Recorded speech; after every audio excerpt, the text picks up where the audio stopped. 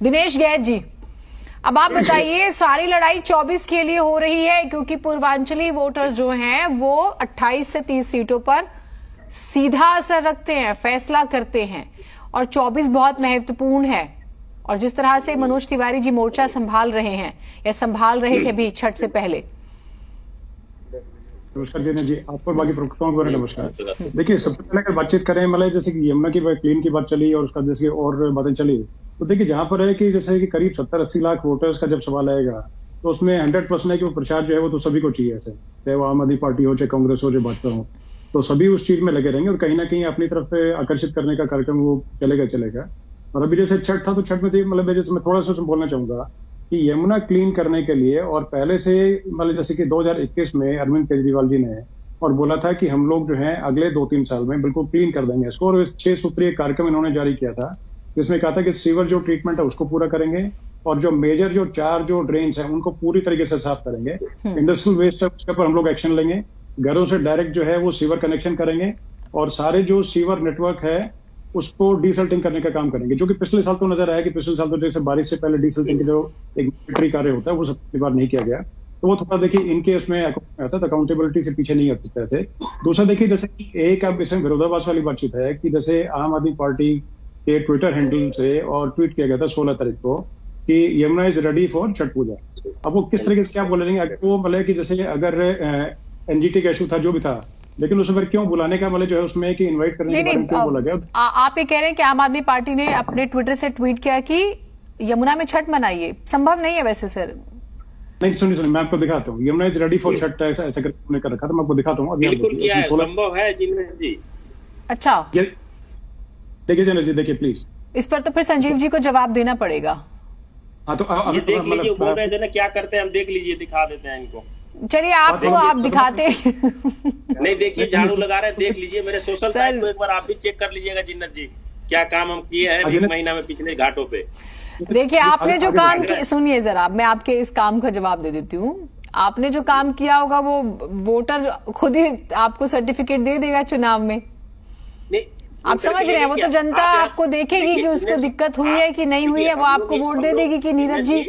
तो उम्मीद करते हैं नीरज जी को भी विधानसभा का, लोकसभा का टिकट मिल जाए किसी एक का, तो जनता तय कर लेगी। ये काम नहीं कर रहा है, ये आस्था का पर्व है और जनता के लिए कर रहे हैं, इससे राजनीति का कोई सरोकार नहीं है। आप जरूर आम आदमी वाले जरूर इसको 2024-25 से जोड़ रहे होंगे या कांग्रेस के लोग, लेकिन हम लोग उससे नहीं। भारतीय जनता पार्टी का हर कार्यकर्ता हमेशा सेवा भाव से काम करता है। चुनाव फिर तो हमारे लिए बहुत अच्छा, चलिए ठीक है, उनकी बात पूरी होने दीजिए। फिर तो अगर हम सेवा भाव से करते हैं तो उसको जुबान पर नहीं लाते हैं सर। पटाखों हिंदुओं एक सेकेंड आप बीच, प्रियंका जी प्लीज, प्रियंका जी एक मिनट, प्रियंका जी आपका आप बीच में प्लीज थोड़ा सा रुक जाइए। दिनेश जी बात पूरी कीजिए अपनी पहले, शाम में भी बोलने का मौका दीजिए। नहीं, आपको पूरा समय मिलेगा। एक सेकेंड, दिनेश जी की बात पूरी हो जाए, बीच में वो काउंटर क्वेश्चंस तो आते ही हैं। हाँ बोलिए दिनेश जी।